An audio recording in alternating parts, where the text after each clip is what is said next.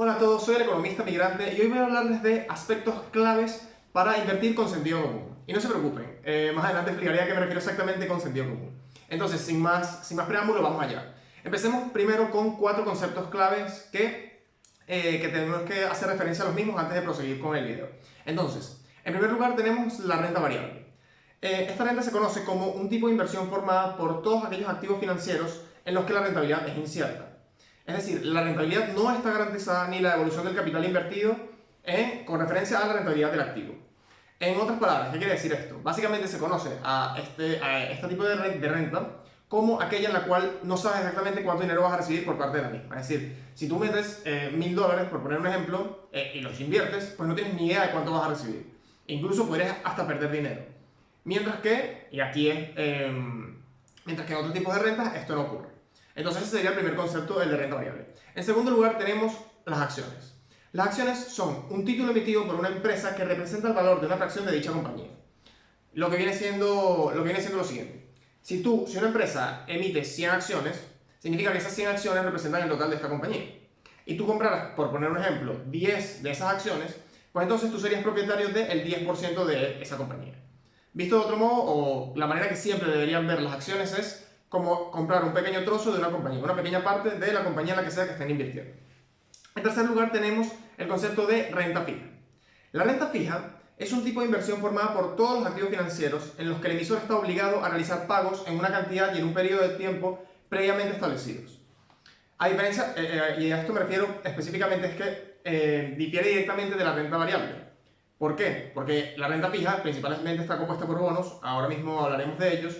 Básicamente, tú sabes exactamente cuánto dinero vas a recibir en un futuro, en líneas generales, porque tú estás comprando deuda, tanto ya sea de un país o de una corporación, en la que ese país o corporación se compromete a devolverte el monto del precio del bono que tú estás pagando y adicional a ello con unos intereses devengados de dicho préstamo que tú le estás dando a esa entidad al momento de comprar su deuda. Y entonces vamos al cuarto concepto, que está estrechamente relacionado con la renta fija, que son los bonos.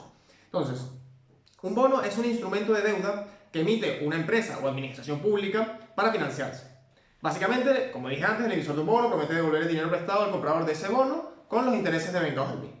Entonces, una vez que tenemos estos 4 conceptos claves, vamos ahora a qué son los índices bursátiles. Entonces, un índice bursátil es un índice de referencia que conforma un conjunto de valores cotizados en una bolsa de valores. Y aquellos valores utilizados para crear este índice se llaman valores constituyentes del índice. ¿Por qué nos sirven los índices? Nos sirven porque los mismos nos muestran cómo está en líneas generales el mercado. Me explico. El índice más conocido del mundo es el Standard & Poor's 500, mejor conocido como el S&P 500, que viene siendo un índice que rastrea el comportamiento de las 500 empresas por capitalización bursátil más grandes de los Estados Unidos de América. Este es el índice, como les digo, más seguido del mundo. Y en este índice encontramos empresas de la categoría de Amazon, Apple, Google, Facebook, Tesla, Berkshire Hathaway, Coca-Cola, Nike, entre otras. Entonces, casi con toda seguridad, algunas de las empresas que ustedes conozcan de Estados Unidos, si son particularmente grandes, estarán en este índice. Entonces, ¿por qué es importante el índice? Porque realmente ayuda a entender cuáles son las variaciones, tanto al alza o a la baja, en línea general, la economía. En el caso del S&P 500, representa alrededor del 80% de la economía de los Estados Unidos. Y siendo Estados Unidos la economía más grande del mundo, pues evidentemente este índice debe ser bastante seguido. Entonces, este índice no es el único que existe, es decir, existen prácticamente infinitos índices que siguen determinados sectores. Porque tú puedes tener índices que sigan la economía de un país en particular, puedes tener índices que sigan sectores en particular, es decir, un índice que siga, por ejemplo, el sector tecnológico, un índice que siga el sector manufacturero, etc. O sea, puedes tener una gran cantidad de índices. Y no solo deben ser de acciones, también pueden ser índices relacionados con bonos y cualquier tipo de activos financieros, ¿no? Entonces, como les digo, son muy importantes. En el caso particular de España, tenemos el IBEX 35. El IBEX 35 está compuesto por las 35 mayores empresas del país. Y encontramos empresas de la talla de el Banco BBVA, el Banco Santander o la empresa de telecomunicaciones Telefónica. Entonces, como podemos ver, hay una de las empresas más grandes del país y más reconocidas están en este índice. Y en líneas generales, si estas empresas están o el índice está subiendo, es muy posible que la economía de dicho país también lo esté haciendo. Hay casos puntuales en los que la bolsa de valores, por decirlo de este modo, de un país puede estar subiendo mientras que la economía del país no lo está yendo tan bien. Es decir, ahora mismo en Estados Unidos el S&P 500 ha estado dando retornos realmente positivos para los inversores, mientras que el país está realmente teniendo problemas sociales importantes. Es decir, actualmente hay una potencial crisis inmobiliaria porque a raíz de todo lo que ha pasado con el COVID, una gran cantidad de gente podría verse en situación de calle, puesto que no han sido capaces de pagar sus respectivas hipotecas o los pagos de las mismas. De igual manera, hay una gran cantidad de desempleo y otros factores que pues, contribuyen a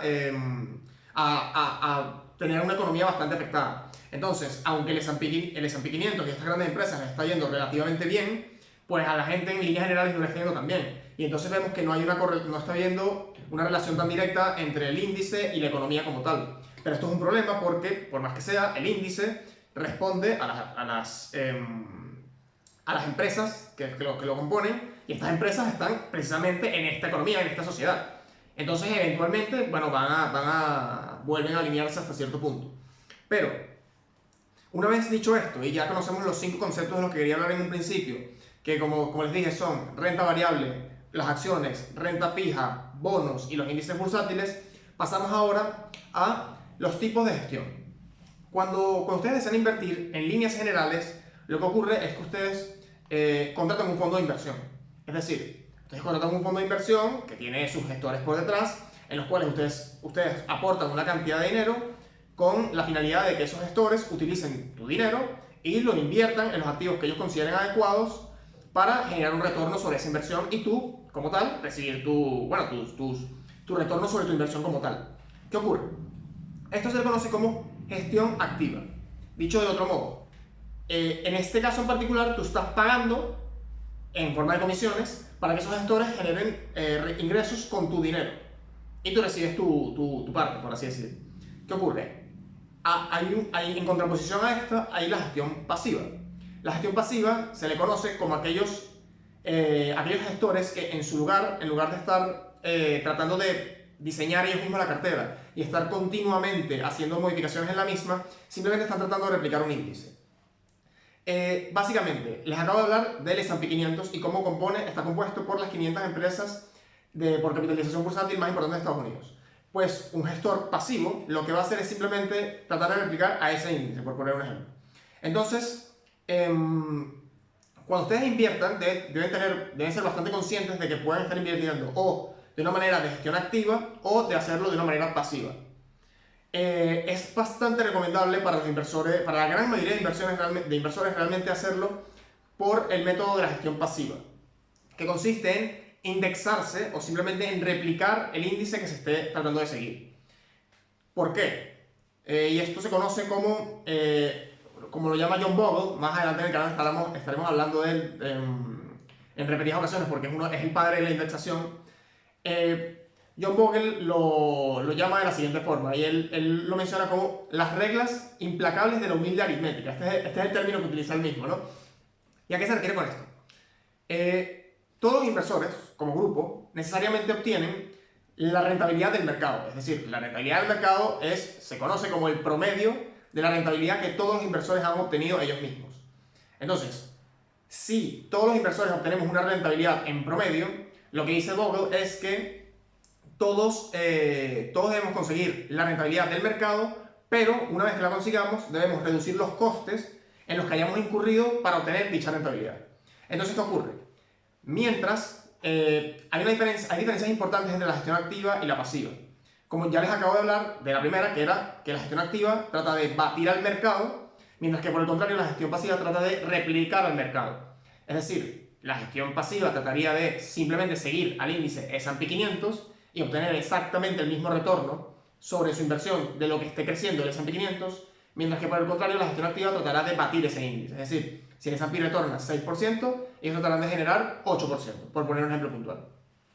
Sin embargo, esto también se traduce en lo siguiente, y es que para realizar esto que acabo de mencionar de la gestión activa, ellos, o sea, los gestores, están tratando de comprar y vender acciones y bonos constantemente. Y esto implica varios riesgos. El primero es la selección negativa de dichas acciones o bonos, porque realmente, por más que uno investigue el mercado, no tienes realmente forma de saber que algo vaya a suceder. Es decir, no puedes dar una garantía de que esta acción vaya a subir en el tiempo, vaya a subir su valor en el tiempo. Y por el contrario, podría reducirlo. Pero además de eso, también incluyes en costos de transacción, porque es que al estar comprando y vendiendo, también hay tasas impositivas y otros costos adicionales que, al final, esos costos en los que está incurriendo el gestor al realizar esto, se traducen a ti como inversor en tus comisiones que tú vayas a pagar. Entonces este es el segundo punto. Y en la tercera diferencia, que es como dije, es entre la gestión pasiva y la gestión activa, es los costes elevados. Es decir, la gestión pasiva tiene costes bastante bajos, realmente son mínimos en comparación con los elevados costes que tiene la gestión activa. Y esto se debe a que para tú gestionar activamente una cartera tienes que tener un equipo de profesionales detrás que esté constantemente siguiendo el mercado y constantemente tomando decisiones sobre cómo va a estar compuesta tu cartera. Mientras que por el contrario, si tú gestionas pasivamente tu cartera, no tienes esta necesidad. Simplemente diseñas tu cartera de manera tal que replique al índice que tú estás tratando de emular y no tienes que preocuparte por absolutamente más nada.